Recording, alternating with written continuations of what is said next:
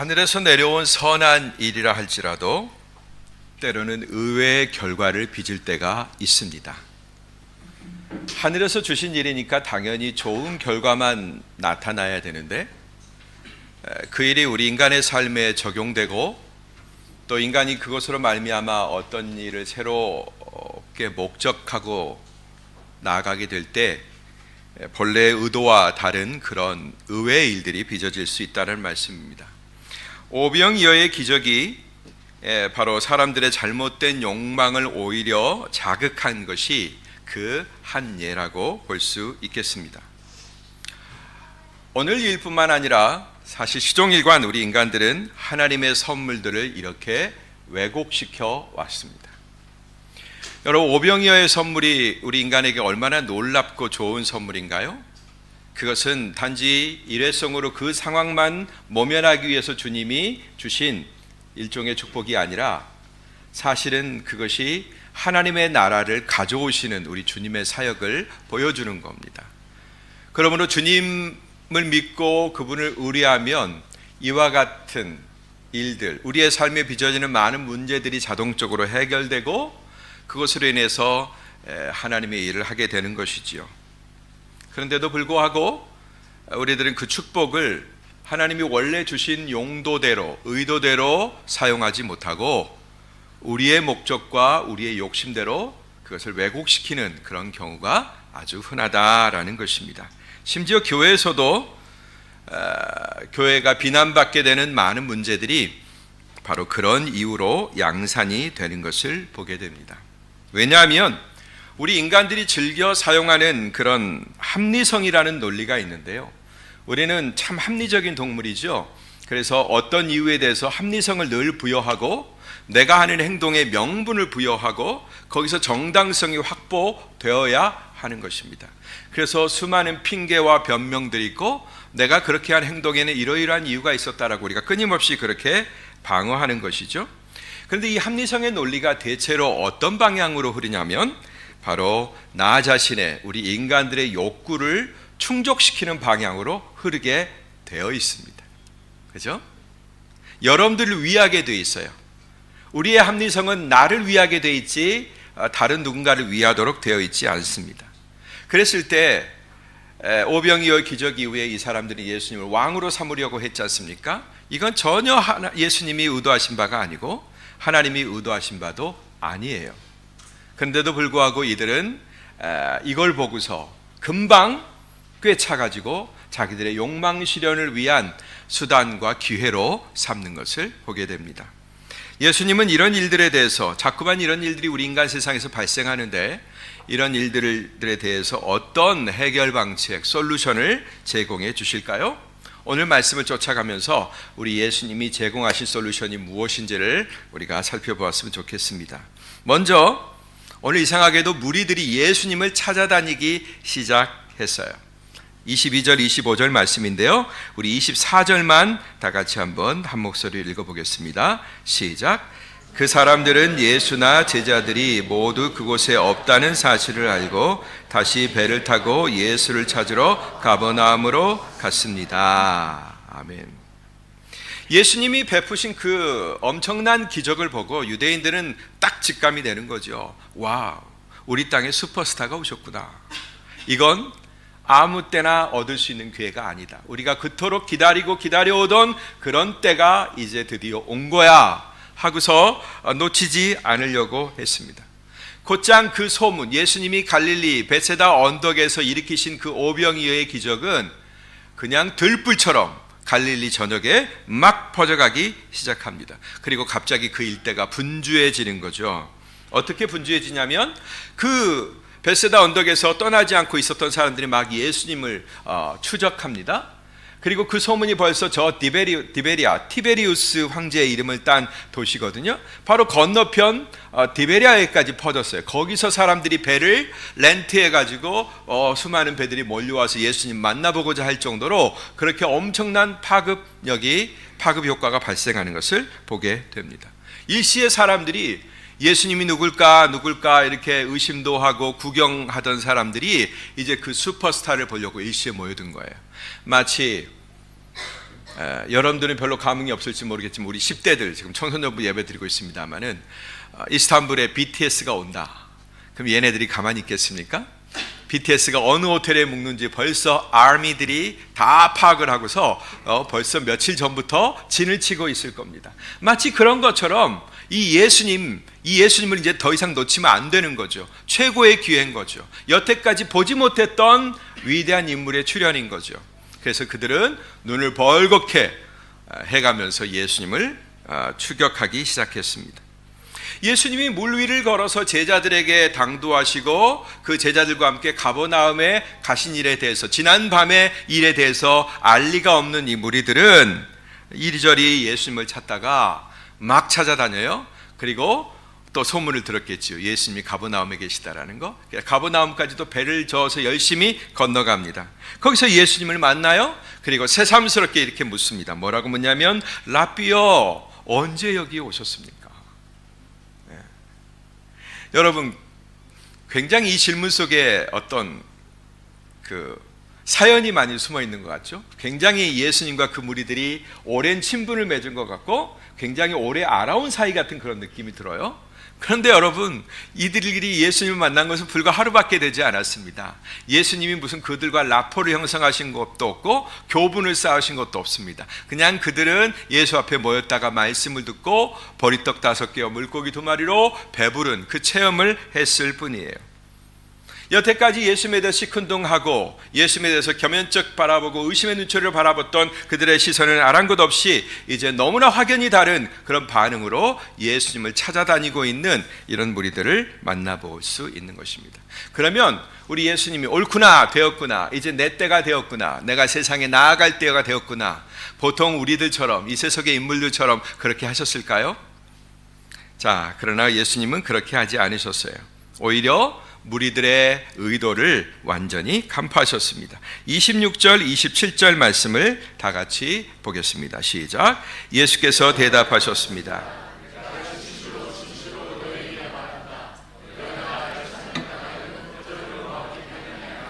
빵을 먹고 배가 불렀기 때문이다. 썩어 없어질 양식을 위해 일하지 말고 영생하기까지 남아있을 양식을 위해 일하라. 인자가 너희에게 이 양식을 줄 것이다. 아버지 하나님께서 인자를 인정하셨기 때문이다. 네.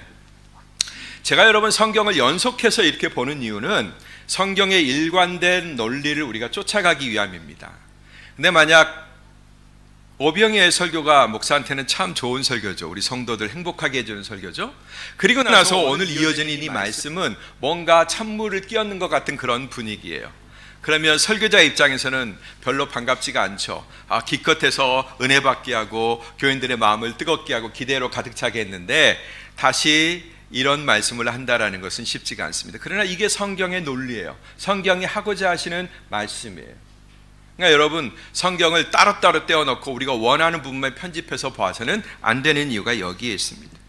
우리 예수님은 바쁘게 본인을 찾는 그 무리들이 그렇게 썩 반갑지 않으셨어요. 왜냐하면 그들이 순전한 마음으로 예수님을 찾는 것이 아니라는 사실을 이미 알고 계셨기 때문이에요.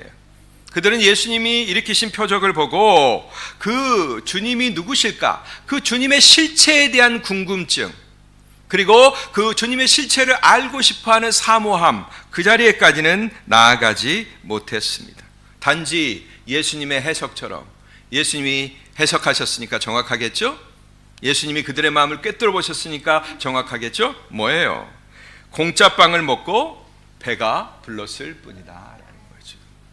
그들의 늘 있는 욕구가 해소된 거죠. 단회적으로. 근데 이걸 또 해소하고 싶은 거죠. 누구를 통해서? 예수님을 통해서 해소하는 기쁨, 이거에 대해서 보장받고 싶은 그런 기쁨을 누리고 싶었을 뿐이다 라는 것입니다. 그러나 여러분, 이 모습은 하나님의 나라를 이 땅에 가져오신 예수님의 의도를 전혀 이해하지 못한 반응이었습니다.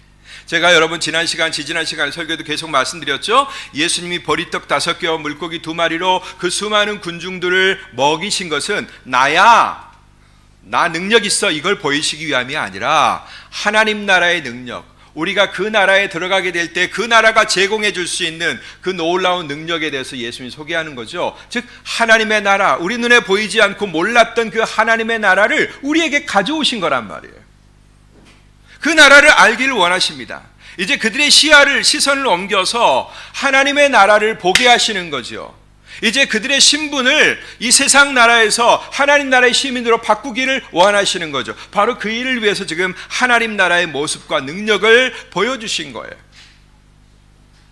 그런데 그 의도를 전혀 알지 못하고 예수님을 왕으로 삼으려고 하고 그 배고픔을 해결하기 위해서 예수님을 또 만나고 싶어하는 그들의 모습을 보게 됩니다. 그래서 예수님은 그들의 열기, 예수님을 지금 막 찾아다니고 있는, 슈퍼스타를 막 찾아다니고 있는 그들의 열기에 찬물을 끼얹듯 말씀하십니다. 이렇게 말씀하세요. 썩어 없어질 양식을 위해 일하지 말아라. 이렇게 얘기합니다. 썩어 없어질 양식을 위해서 일하지 말아라. 그것은 우리가 이 세상에서 우리의 직업, 우리의 이 세상에 살아가는 삶, 이걸 포기하라는 게 아니죠. 지금 이들이 예수님 앞에 나온 그 목적에 대해서 근본적으로 되물어 보라라는 그런 말씀이죠. 이것은 그들의 품은 뜻이 얼마나 허망한 뜻인지를 적나라하게 보여주는 그런 말씀이에요. 예수님을 그들의 왕으로, 이 세속의 왕으로 삼으려고 했었던 그들의 뜻이, 그들의 욕망이 얼마나 허망한 것인지를 그대로 보여주신다라는 것입니다. 여러분, 예수님은 세속의 왕으로, 하늘의 왕이시고 온 우주 만물의 왕이시고 모든 존재들의 왕이시고 만주의 주인신 그 예수님을 세속 왕으로 삼으려고 하는 그 욕구 자체가 벌써 썩어질 양식을 위해서 일하는 거라는 말이죠. 영원한 것을, 유한한 것을 위해서 투자하고자 하는 거예요. 그 반대가 되지 않겠습니까? 영원한 세계를 유한한 세계로 가두려고 하고 있는 거예요. 영원하신 하나님을 금방 있다가 없어질 그런 이 세상의 왕으로 바꾸려고 하는 그런 썩어질 모습이다라는 것입니다. 그들은 그 허망한 욕망 대신에 영원히 없어지지 않는 가치를 추구했어야 합니다. 하나님께서 오병이어의 기적을 통해서 보여주신 그 하나님 나라의 그 일면을 바라보면서 적어도 아니 저분이 누구시길래? 라는 그런 질문은 가져야 되죠. 제자들이 갈릴리 바다에서 가졌던 아니 저분이 누구시길래 바다와 바람을 명하니까 순종하는 거 이런 궁금증을 가져야죠. 그리고 저분이 가져오실 나라는 도대체 어떤 나라일까? 그 나라에 대한 전망을 가졌어야죠.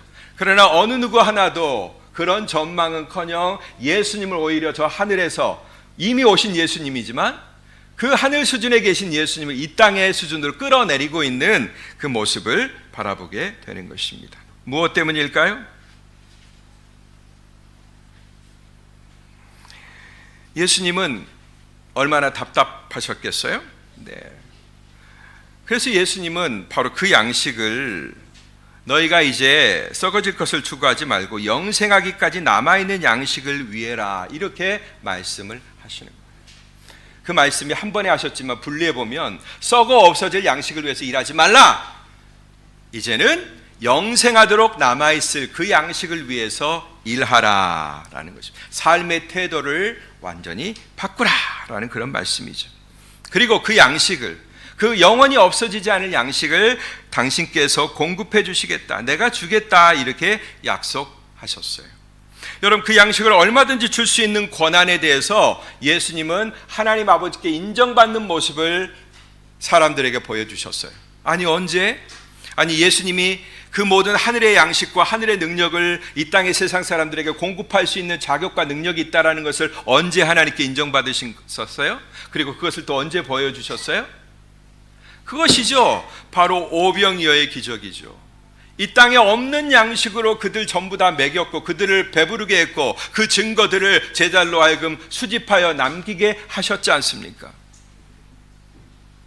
바로 이 오병이어의 기적이 하나님이 예수님을 인정하신, 그래 하늘의 축복, 내 하늘에 있는 이 모든 축복들을 저 필요한 인생들에게 공급하고 나눠주어라, 그 사명을 위해서 아버지 하나님 예수를 보냈다라는 사실을 그 오병이어의 기적이 그대로 보여주고 있다라는 것입니다. 내가 그 당사자야, 내가 그것을 줄게 하시는 것입니다. 그때 비로소 무리들은 이제 새로운 질문을 던집니다. 여러분도 이제 예수님 앞에 새로운 질문을 던지시기 바랍니다. 옆 사람에게 그렇게 한번 인사하시며 권하세요. 이제 새로운 질문을 던지십시다. 네, 새로운 질문을 던지세요. 여러분이 종교 앞에 나오는, 신 앞에 나오는 그런 옛날의 질문들이 있죠. 그런 질문을 던지지 마시고 이제 새로운 질문을 던지셔야 돼요. 그래야 이제 그 질문에서 해법이 나오기 시작하는 것입니다. 28절 29절 한번 볼까요? 시작. 그러자 그들이 예수께 물었습니다. 우리가 어떻게 하면 하나님의 일을 하겠습니까?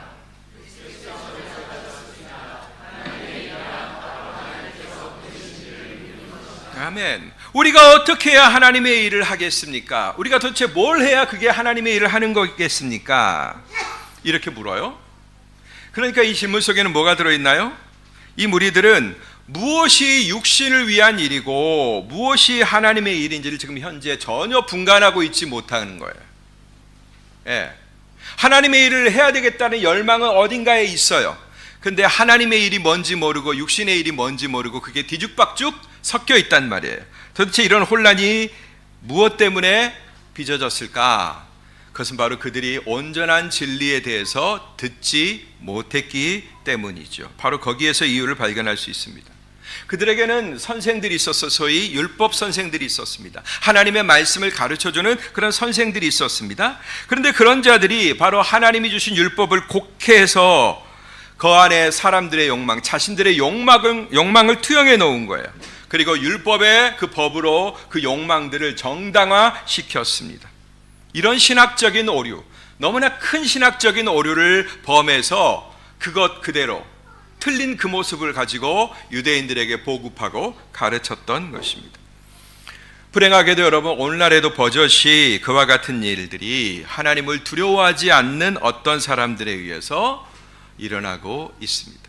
하나님의 진리는 늘 공격당하고 있고요, 때로는 같은 편이라고 말하는, 하나님으로부터 임명받았다라고 말하는 그런 스피커들에 의해서 잘못 왜곡되는 경우가 많이 있다라는 것입니다. 네. 그래서 그것이 두루두루 퍼져 있는 경우를 많이 봐요. 네. 오해받고 있는 기독교, 네. 우리의 진리, 예수님이 우리에게 주신 그 어마어마한 진리는 기독교인이 1000명이면 1000가지 오해가 있고요, 기독교인이 10,000명이라면 10,000가지 오해가 있고요, 그런 것 같습니다. 우리는 다 제각기 제멋대로 자의대로 하나님의 말씀을 나에게 받아들이는 거죠. 근데 여러분, 예수님은 그런 무리들에게 전혀 기대하지 않았던 답을 내놓으십니다. 우리가 어떻게 하면 하나님의 일을 하겠습니까? 이제 거기에 혼란이 생기는 거죠. 이게 우리가 여태까지 그냥 생각하고 믿어왔던 그 방향이 아닌가벼? 뭔가 아닐 수도 있는가벼? 라고 생각하는데 그 질문을 던진 그들에게 예수님이 전혀 새로운 질문을 주신단 말이에요. 하나님의 일이란 바로 하나님이 보내신 일을 믿는 것이다, 이렇게 말씀하십니다. 중요하니까 옆 사람에게 또 한번 얘기해 주겠습니다. 하나님의 일은 하나님이 보내신 분을 믿는 것입니다. 아멘. 사람의 욕망을 위해서 주의 이름으로 그것을 실현하는 것이 아니라 하나님이 우리를 위해서 보내신 그분을 그대로 믿는 것, 이게 하나님의 일이다라고 말하고 있습니다. 참으로 간단하죠. 믿기만 하면 된다라는 거죠. 믿기만 하면 하나님의 일을 한다라는 거죠. 근데 여러분, 이 믿는다라는 것을 우리는, 사단은 벌써 이 믿음의 정의와 의미를 너무 축소시켜서 우리에게 공급했습니다. 우리는 또 그게 좋아서 얼른 그것을 수용했죠. 믿는다라는 것은 네, 그렇습니다, 그게 사실입니다, 이렇게 인정하는 차원 훨씬 그 이상입니다. 믿음 안에는 뭐가 들어있어요? 순종이 들어있어요. 순종. 우리가 네, 예수님은 하늘에서 오신 하나님의 아들임을 믿습니다, 나의 죄를 사해 주신 구세주인 줄 믿습니다 라고 인정합니다 라는 것이 우리의 믿음 가운데 뭐 굳이 수학적으로 따진다면 1-20%라면 네, 그 말씀이 우리에게 오신 대로 우리가 그분을 따르고 믿고 순종하겠습니다, 그분에게 우리의 전 존재를 내맡기겠습니다 라는 것이 80-90%는 된단 말이지. 근데 우리는 그 믿음 안에서 순종이라는 것을 빼버려요. 그것을 구분시킵니다. 여러분, 사실 그러나 믿음과 순종은 동의어에 가깝습니다. 같은 말이에요. 이것이 하나님의 일이다라는 것입니다. 믿음은 결코 복잡하지 않아요. 그러나 우리가 우리 자의대로 해석할 때 율법에 그 많은 조항들이 붙었던 이유가 뭐죠? 뭔가 다른 피할 문을 열어놓는 거죠. 그렇게 안 해도, 굳이 안 해도 되는, 꼭 그렇게 할 필요 없는 어떤 길을 열어놓는 거죠. 그러면 여러분, 댐의 어떤 부분이 새잖아요? 그럼 물이 그쪽으로 다 몰리죠. 얼마 전에 우크라이나하고 러시아 사이에 드니프로강 댐이 무너졌지 않습니까? 그죠? 강 한 부분을 폭탄을 떨어뜨렸는지 미사일 맞췄든지 무너뜨렸어요. 그래서 그 어마어마하게 저장되어 있던 충주호의 몇 배가 된다고 하는 그 어마어마한 물이 그냥 일시에 흘러나왔습니다. 다 새버린 거예요. 그 깨진 틈 사이로 보관되어 있었던 모든 물이 쏟아지는 겁니다. 여러분, 내 자의대로 해석하고 뭔가 피할 것, 하나님의 말씀이 아닌 구석을 살짝 만들어 놓은 그곳으로 하나님이 우리에게 주신 축복과 진리가 다 새어 나가는 거예요. 그곳으로. 여러분, 가만 보면 주님을 위해서 뭔가를 자꾸 하겠다고 하는 분, 또 그런 일을 했다고 하는 그런 자랑하는 분들을 우리가 흔히 만날 수 있습니다. 오히려 제대로 알고 우리가 예수님을 믿는다면 오히려 주님이 나에게 그 일을 행하셨습니다, 이렇게 고백하는 게 옳거든요. 내가 주님을 위해서 이렇게 했습니다, 그리고 내가 주님을 위해서 이렇게 할 겁니다, 이런 고백은 좋은 고백입니다. 열정이 실려있는 고백인 줄 알아요? 그러나 진짜 옳은 고백은 뭐냐면 주께서 어리석은 나에게, 주께서 연약한 나에게, 주께서 고통받고 있는 나에게 이렇게 행하셨습니다. 주님이 하신 일, 주님이 내 안에 하신 일을 고백하는 것이 참 신앙의 고백입니다. 근데 그분들은 자꾸 자기가 뭔가를 했고 또 하겠다고 자꾸 하는 거죠. 이런 얘기들이에요. 오늘 이 사람들이 마음에 보관하고 있는 얘기처럼, 예수님, 내가 당신을 나의 왕으로 삼고 싶습니다. 여러분, 얼마나 좋은 말이에요? 우리가 듣기에는 얼마나 괜찮은 말입니까? 예수님을 우리가 왕으로 삼고 싶어요 라고 얘기해요. 제가 주의 힘과 세력이 되어드리겠습니다. 우리 모두가, 나 혼자뿐만 아니라 우리 모두가 당신의 세력이 되어드리겠습니다. 당신의 뒷받침이 되어드리겠습니다. 당신의 지지자가 되어드리겠습니다. 이렇게 얘기하는 거예요. 언뜻 들어보면 모두가 다 예수님을 위하는 말처럼 들립니다. 왕 삼겠다고 하고 지지자가 되어주겠다고 하니 얼마나 고마운 일이에요? 그러나 여러분, 정말로 그들이 정말로 그런 뜻으로 예수님을 그렇게 찾아 헤매어 다녔을까요? 하지만 예수님은 그렇게 여기지 않으셨어요. 만약 그게 그들의 진심이었다면 예수님이 환영하셨겠죠. 오냐 그러냐, 그래 나와 운명을 같이 하자 하셨겠지요.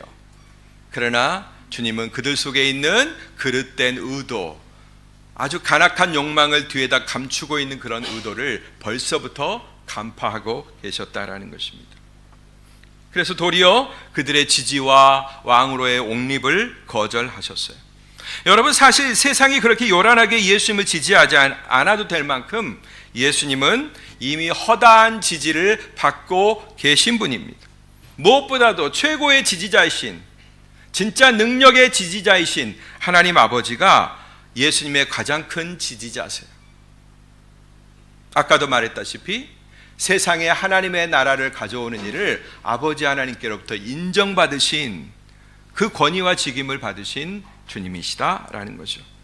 그러니 여러분, 우리가 이제부터 예수님께 인정받고 그분과 함께하고 싶다면 이제 신앙의 관점을 좀 달리해야 합니다. 왜 제가 이런 말씀을 드릴까요? 이 유대인들이 보았던, 이 무리들이 예수님을 향하여 가졌던 그 관점, 그것은 새로운 게 아닙니다. 아마 그들이 이런 역사를 만들지 않고 동일한 역사가 오늘 우리 이 시대에 그냥 처음으로 펼쳐졌다고 하더라도 아마 저와 여러분들은 이 유대인들처럼 반응했을 거예요. 와, 이제 드디어 오셨군요. 우리가 역사 가운데 기다리던 그 진짜 그분이 이제 우리에게 오셨군요. 당신이 우리의 왕이 되어 주십시오. 그래서 우리의 배고픔과 우리의 이 혼란된 아노미 상태와 이 시대의 부조리와 이 모든 것들, 불편부당함을 다 해결해 주십시오. 우리는 그렇게 나아갈 거예요. 왜 그럴까요? 이 모습을 보여주고 있는 유대인들의 본질이나 오늘 이 시대를 살아가는 우리들의 본질이나 별반 다를 게 없다라는 거죠. 우리는 본질상 진노의 자녀인 것입니다. 뭐 새로울 게 없어요. 그렇기 때문에 이제 우리는 예수님이 제시해 주신 그런 관점으로, 그런 새로운 안목으로 믿음의 세계를 봐야 한다라는 것입니다. 여러분, 하나님의 일을 잘하고 싶으세요? 이제 이 질문이 어려우시죠? 하나님의 일을 잘하고 싶으십니까? 저는 진정으로 여러분이 하나님의 일을 잘하실 수 있게 되기를 바랍니다. 그렇다면 여러분, 그것은 뭐냐면 그 비결은 하나님이 보내신 예수 그리스도를 인정하시고 그분을 절대 신뢰하며 그분을 의지하는 것입니다. 그것이 그분을 가장 잘 접대하고 대접하는 것이며 그분을 가장 잘 섬기는 것이고, 그리고 가장 훌륭하게 하나님의 일을 하는 것입니다. 하나님은 여러분에게 어떤 프로젝트를 맡기거나 그 프로젝트를 통해서 어떤 성과를 바라시는 게 아니라 그의 아들 예수를 알기를 바라시는 거예요. 그 예수를 알 때 여러분이 더 깊이 알기를 바라시는 거예요. 막 공부하고 연구해서 알 수도 있겠지만 그게 아니라 여러분의 삶을 통해서 여러분의 매일매일 순간의 삶 속에서 나타나 주셔서 여러분의 삶의 국면 가운데 역사하시고 여러분의 상황을 바꾸시고 마음을 바꾸시고 목표를 바꾸신 그 주님을 여러분들이 경험하기를 바라신단 말이에요.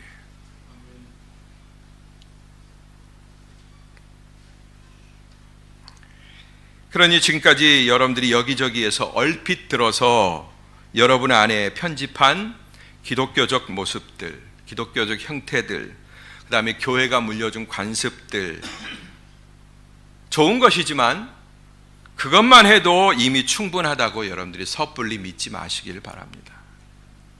교회 생활을 뭐 전통대로 옛날 선배들이 이렇게 하더라, 여러분들 그대로 따라하는 것, 유익도 있습니다.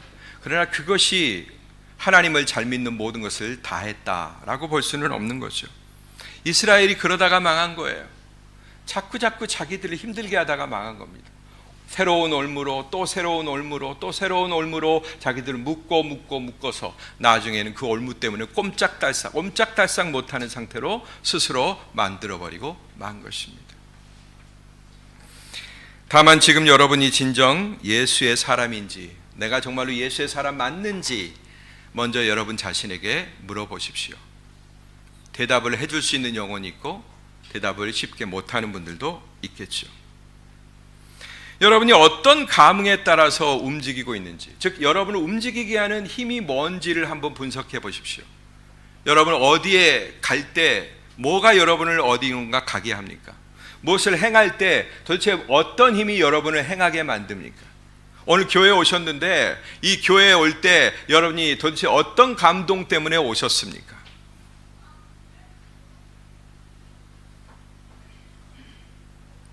이제부터 여러분 육체와 세상의 소리가 아닌 하나님의 말씀과 그 말씀의 저자이신 성령의 음성에 귀를 기울이시게 되기를 바랍니다.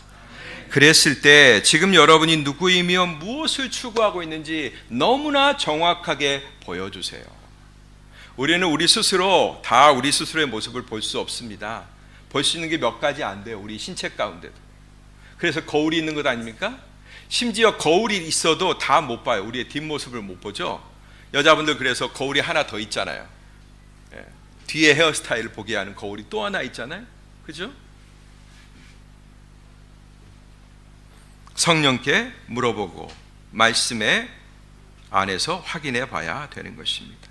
특히 누가 그래야 되느냐? 주의 일을 하고자 하는 분들, 오늘 예수님의 말씀처럼 새로운 질문을 던진 이 유대인들처럼 뭘 해야 주의 일을 하는 겁니까? 이 질문, 주의 일을 위해서, 주님을 위해서 어떤 마음의 열정이 출발한 분들, 뭔가 의욕이 생긴 분들, 감동이 있는 분들은 더욱더 그러셔야 돼요. 더군다나 교회에서 책임을 맡은 분들은 더욱더 이 작업을 치열하게 해야 되는 것입니다. 도대체 나를 움직이고 있는 이 힘은 도대체 어디로부터 온 힘인가? 내 안에서 출발한 힘인가? 아니면 하늘로부터 출발한 힘인가?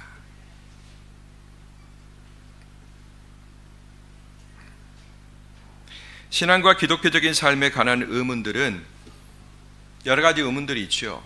기독교에 대한 많은 질문들과 의문들이 있죠. 그것들을 품으신 분들이 많이 계실 거예요. 근데 이런 질문들은 처음에는 잘 몰라서 생깁니다. 기독교에 관한, 예수 그리스도에 관한 지식이 한참 모자랄 때 그런 질문이 생겨요.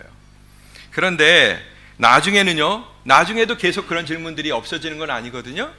근데 나중에 생기는 질문들은 대부분 뭐 때문에 생기느냐? 바로 불신 때문에 생깁니다. 믿지 못하는 거예요. 아주 오래 믿어왔고 진한 감동도 때로 받아왔고 가끔씩 하나님이 마음을 딱 때리시면 감동의 눈물도 흘리며 회개의 눈물도 흘리고, 그 다음에 하나님이 막 기도하게 하시면 목이 터져라 기도도 하고, 이런 체험을 자꾸 하는데도 불구하고 자꾸 의심과 혼란이 밀려온다면 그것은 벌써 여러분 안에 이 불신이 자리 잡고 있다는 증거예요. 불신이 찾아온 것입니다. 슬프게도 우리는 이런 일들을 너무나 자주 반복합니다. 너무나 자주 반복하죠. 여러분을 도와주는 목사도 사실 이 일을 매일매일 반복합니다. 우리 모두는 다 이 일을 지금 반복하고 있어요. 그러나 여러분, 이런 불신이 찾아올 때 우리의 영적 생활의 위기 아닙니까? 이런 불신이 찾아올 때 또 언젠가부터 뭔가를 바라볼 때 긍정적으로 바라보지 않냐고 자꾸 비판적으로 바라보고 부정적으로 바라보는 그런 모습이 나에게 자리를 잡는다 싶을 때, 그때는 우리는 어떻게 해야 되느냐? 다 때려치우고 다 내려놓고 기본으로, 신앙에 내가 처음 부름 받았을 때 그 기본으로 돌아가야 돼요. 우리 옆 사람에게 그렇게 권해 주십시다. 우리 기본으로 돌아갑시다. 세상에서도 뭔가 문제가 생기고 약간 뭔가 일이 진행이 안 될 때, 그래 다시 기본으로 돌아가자. 우리 교회 오셨던 목사님 그 교회 이름 베이직 교회잖아요. 기본으로 돌아가자라고 얘기하지 않습니까? 신앙에도 마찬가지예요. 혼란과 위기가 찾아오고 불신이 자꾸 찾아왔을 때 다시 예수 그리스도 앞에 맨몸으로 모든 것 다 내려놓고, 모든 거추장스러운 것 다 내려놓고 맨몸으로 나를 예수 그리스도 앞에 세울 수 있어야 된다라는 것입니다. 그래야 여러분, 우리는 위기를 벗어날 수가 있어요.